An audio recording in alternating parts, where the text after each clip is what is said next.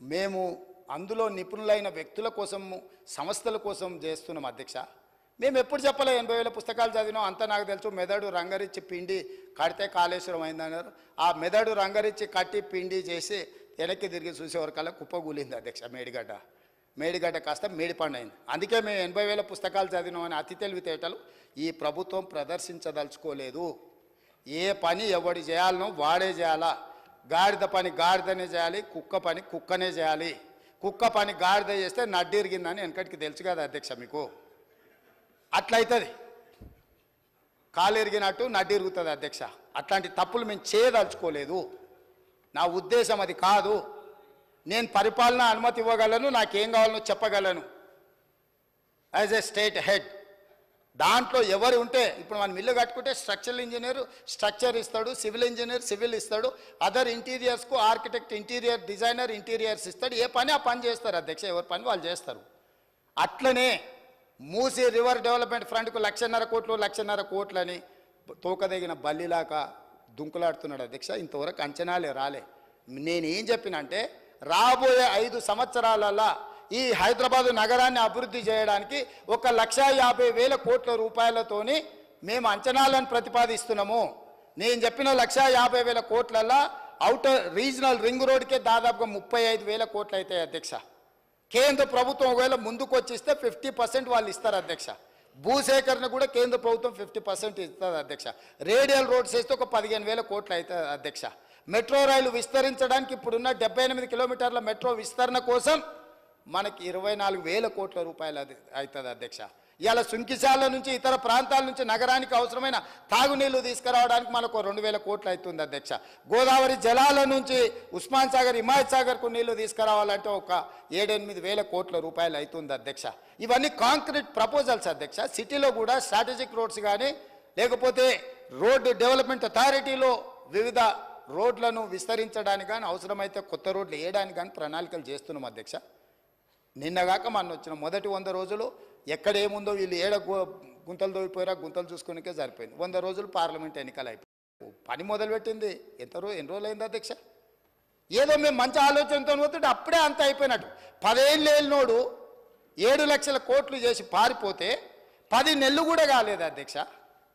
వాళ్ళు చేసిన అప్పులకు మిత్తిలు మేము 43,000 కోట్లు కట్టినాం అధ్యక్ష. అయినా ఇంకా ఏందో సాధించాలని ఏంది అధ్యక్ష తాపత్రయము, ఏంది ఆ బాధ? ఎప్పటికీ మీ దగ్గరనే ఉంటుందా? మీరే గిట్ల దివాలగాలు మీరే గిట్ల అనుకుంటే నిజాం ఎంత బాధపడి ఉండాలి అధ్యక్ష? 7 తరాలు ఏలిన 220 సంవత్సరాలు ఏలిన నిజాం నవాబు రాజ్యం పోతే ఎంత బాధపడి ఉండొచ్చు అధ్యక్ష? నిజాం నవాబులే ప్రజాస్వామ్యానికి తల ఒగ్గి ప్రజలకు ప్రభుత్వాలు ఇచ్చి భూములు ఇచ్చి వాళ్ళు కట్టినవే కదా అధ్యక్ష. ఇవాళ అసెంబ్లీ ముందరలోనే అసెంబ్లీ ఎవరు కట్టిరు అధ్యక్ష? ఉస్మానియా యూనివర్సిటీ క్యాంపస్ ఎవరు కట్టినరు అధ్యక్ష? నిజాం కాలేజ్ ఎవరు కట్టినరు అధ్యక్ష? ఆలియా స్కూల్ గర్ల్స్ స్కూల్ ఎవరు కట్టినరు అధ్యక్ష?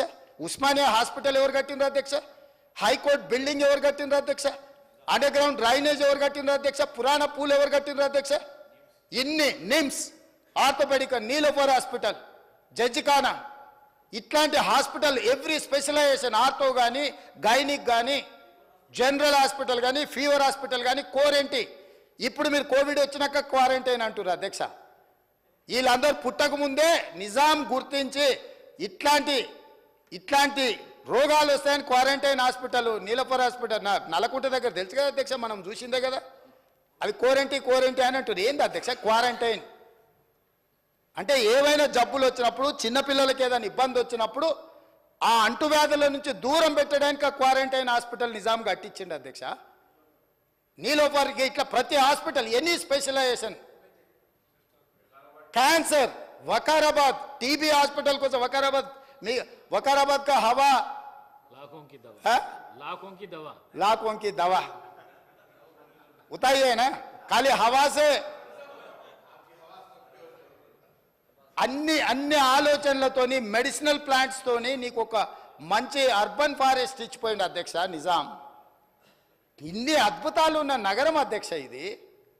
ఈ అద్భుతాలు ఉన్న నగరంలో మనము ఎంతో కొంత దాన్ని చెడగొట్టకుండా దాన్ని నిలబెట్టాలని మేము ఆలోచన చేస్తుంటే, ఓవేళ చదువుకొని ఉండొచ్చు అమెరికాలో, ఆ చదువు చెడగొట్టడానికి ఎందుకు వాడాలి అధ్యక్ష?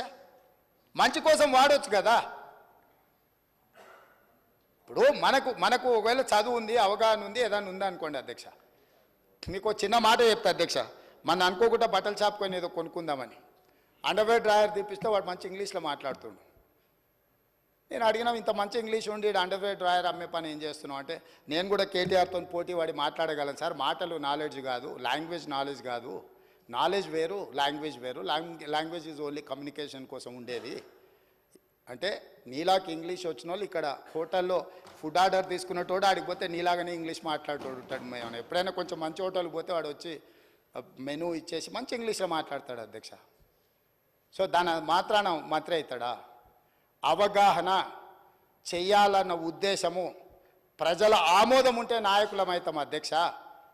ఆశపడితేనో ఎదురుగున్నోళ్ళను అవహేళన చేసినట్టు మాట్లాడితేనో కుదరదు అధ్యక్ష. కాబట్టి ఈరోజు అంతెందుకు అధ్యక్ష, నేను సూటిగా ఒక మాట ఈ వేదిక మీద నుంచి చంద్రశేఖరరావు గారిని, రామారావు గారిని అడుగుతున్నా. ఇప్పుడు గజ్వేల్కు మిషన్ భగీరథలు నీళ్ళు ఇచ్చిండని అధ్యక్ష అన్నాడుగా అధ్యక్ష. నేను ఇవాళ సవాల్ చేస్తున్న అధ్యక్ష, శ్రీపాద ఎల్లంపల్లి నుంచి హైదరాబాద్కు తీసుకొస్తున్న మెయిన్ ట్రంక్ లైన్కు బొక్క కొట్టి కాంగ్రెస్ వేసిన ట్రంక్ లైన్ నుంచి గజ్వేల్కు తాగనిక నీళ్ళు ఇచ్చిండు అధ్యక్ష. ఇప్పుడు ఓదంపా నేను చూపిస్తా. నీ గజ్వేల్కి ఇచ్చిన నీళ్లు కూడా కాంగ్రెస్ పార్టీ వేసిన శ్రీపాద ఎల్లంపల్లి నుంచి హైదరాబాదు నగరానికి తరలించిన గోదావరి జలాల నుంచి బొక్కగొట్టి తీసుకుపోయి ఆయన గొప్పలు చెప్తాడు అధ్యక్ష. ఈ గొప్పలని ఎవడైతే అధ్యక్ష వాళ్ళ భజన చేసేటోళ్ళకో లేకపోతే వాళ్ళ బానిసలకో చెప్పాలి. మాకేంది అధ్యక్ష చెప్పేది? నేనేందంటే సచ్చినపావుని ఏముంది సంపనిక కొట్టని, కానీ సచ్చినపావని నేను పట్టించుకుంటలేను. కాకపోతే ఏమవుతుందంటే అబద్ధాలు అడ్డగోలుగా మాట్లాడి దాన్ని ఏదో నమ్మించాలనే ప్రయత్నం చేస్తున్నారు అధ్యక్ష. అందుకే ఇవాళ దానం నాగేందర్ గారు మాట్లాడినారు అధ్యక్ష.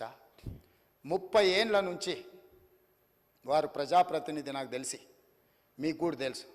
ఈ నగరంలో ప్రతి సందు తెలిసినోడు, నగరంలో ప్రతి సమస్య తెలిసినోడు, ఈ నగరం నుంచి మంత్రిగా పనిచేసినోడు, పార్టీ అధ్యక్షుడిగా పనిచేసినోడు, జాతీయ స్థాయిలో ఈ నగరానికి ఏం అవసరం ఉందో గుర్తించినోడు. మీరు అవకాశం ఇచ్చారు, ఆయన మాట్లాడితే తప్పేముంది అధ్యక్ష?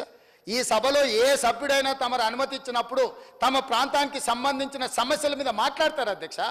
ఆదిలాబాద్ అడవుల గురించి, ఆదివాసీ బిడ్డల గురించి, అక్కడుండే ఐటీడీఏ గురించి ఒకవేళ మాట్లాడాల్సి వస్తే పాల్వాయి హరీష్కు మీరు ఇస్తారు అవకాశం. ఎందుకంటే ఆ ప్రాంతంలో నిత్యం ఉండేవాడు, అక్కడుండే పోడు భూముల కోసం కొట్లాడేటోడు, పోడు భూముల కోసం, ఆదివాసుల కోసం జైలుకు పోయినోడు. కాబట్టి ఆయనకు ఆ సమస్యల పట్ల అవకాశం ఉందని మీరు ఇచ్చుండవచ్చు కొన్నిసార్లు. అది మీ విచక్షణ అధికారం. మీ అధికారాన్ని ప్రశ్నించే అధికారం ఎవరికి లేదు అధ్యక్ష. వాళ్ళకి కావాలంటే ఎవరు మాట్లాడతారో మాట్లాడడానికి మైక్ తీసుకోమనేది ఉండే. ఆయనకి ఇవ్వద్దనే అధికారం ఒక సహచర సభ్యుడికి 30 ఏళ్ళ నుంచి ప్రజా జీవితంలో ఉండి ఈ హైదరాబాద్లో ఆసిఫ్ నగర్ నుంచి మొదలు పెడితే ఖైరతాబాద్ వరకు ఎన్నో పర్యాయాలు ఎమ్మెల్యేగా మంత్రిగా ఎన్నికైన ఆయనను వద్దనే అధికారం వాళ్ళకి ఎక్కడ ఉంది అధ్యక్ష? కనీస అవగాహన, విచక్షణ అన్నీ కోల్పోయి ఎవ్వరు మాట్లాడద్దు, మాట్లాడినంతసేపు మైక్ మా దగ్గర ఉండాలి, లేకపోతే మేము పోడియంలోకి వచ్చి అల్లరి చేస్తాం. ఏం పద్ధతి అధ్యక్ష? మేము కూడా ఓపికగా చూస్తున్నాం అధ్యక్ష. నాకు కూడా తెలుసా అధ్యక్ష ఈ సభలో ఏం జరిగిందో. కోమటిరెడ్డి వెంకటరెడ్డి గారు, సంపత్ కుమార్ గారు సభ్యత్వాలు ఎట్లా రద్దయిపోయినా మీరు చూసిరు కదా అధ్యక్ష. ఆ పని చేయలేమా? మీరు తమరు చేయరా? ఏముంది అల్లరి చేస్తే? ఒక 1/2 డజన్ మందిని రద్దు చేసినాం అనుకో అధ్యక్ష, బుద్ధి వస్తుంది. ఇంకోడు ఎవడాడికి రావాలంటే వెనక ముందు ఆలోచన చేస్తాడు అధ్యక్ష. అందుకే ఈ బిల్లు వాస్తవంగా ఇతర కార్యక్రమాలు ఉన్నా ఇది చాలా ముఖ్యమైనది. అక్బరుద్దీన్ ఓవైసీ గారు చాలా విషయాలు ప్రస్తావించారు. ఇవన్నీ కూడా తెలంగాణ సమాజానికి చాలా విషయాల మీద వివరణ ఇవ్వాలని ఈ షార్ట్ డిస్కషన్ని మనము ఇనిషియేట్ చేసి వీలైనంత వరకు అందరి సహకారం తీసుకోవాలన్నదే మా ఆలోచన అధ్యక్ష. ఎవరిని కూడా డెఫినెట్గా వారు ఓవైసీ హాస్పిటల్ నుంచి సంతోష్ నగర్ వైపు ఫ్లైఓవర్ని ఆ స్ట్రైట్ వింగ్ ఒకసారి, లెఫ్ట్ వింగ్ ఒకటి, రైట్ వింగ్ అది సంతోష్ నగర్ నుంచి అటు కర్మన్ ఘాట్కి పోయేది అయింది, ఇటు నుంచి కూడా అన్నారు. డెఫినెట్గా వాటిని నేను మా అధికారులకు తక్షణమే ఆదేశిస్తున్నా. ఒకవేళ if it is 20 crores budget, డెఫినెట్గా we're going to take up that work అధ్యక్ష. అదేవిధంగా ఈరోజు మెట్రో కూడా మేము రీడిఫైన్ చేసినాం అధ్యక్ష.